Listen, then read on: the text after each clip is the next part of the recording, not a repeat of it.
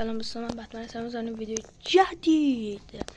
دوستان ما امروز چالش داریم که قراره امروز چالشمون رو انجام بدیم که چالشمون پیدا کردن هدف یه دایمند گوشمزه است.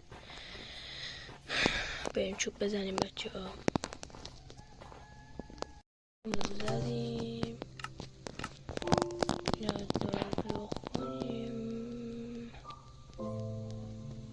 گرفتیم. دوستان ما میرم سنگ بکنم بیم دیدن کلنگ رو درست کردیم. بریم زیر زمین برسنگ رو میپسندم دیگه. خودستان بیدن کلنگ، بیدن تبر، بیدن شمشیر.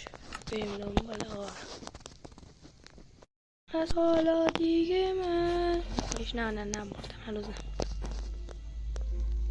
با چیه حالیم بچه ها؟ میدونستین من گوشتم تازه یاد بشه چیه بچه ها؟ میدونستین اگه ویدیو رو لایک کنید شب بتمن میاد تو خوابتون و شما رو تبدیل به سوپرمن میکنه؟ پس حتما همین کار انجام بدین.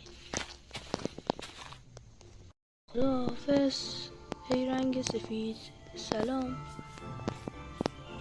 ای چه رنگ سفید هم خوشانسی اومد. وای غار فقط امیدوارم تو زامبی اینا نباشه.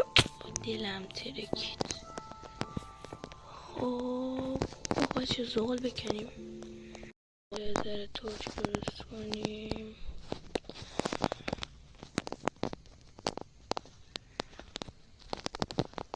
بریم دیگه تو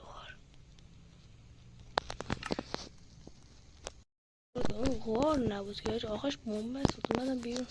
بریم به غار دیگه. بچه من که مردم و نتونستم دائمی پیدا کنم و این چالش رو باختم. ولی بچه شما اگه دوست دارین عضو چنل بتمن بشین و تبدیل به سوپرمن بشین، چنل ما رو ساب کن 52 کن تا هر روز لایو بذاریم. خداحافظ.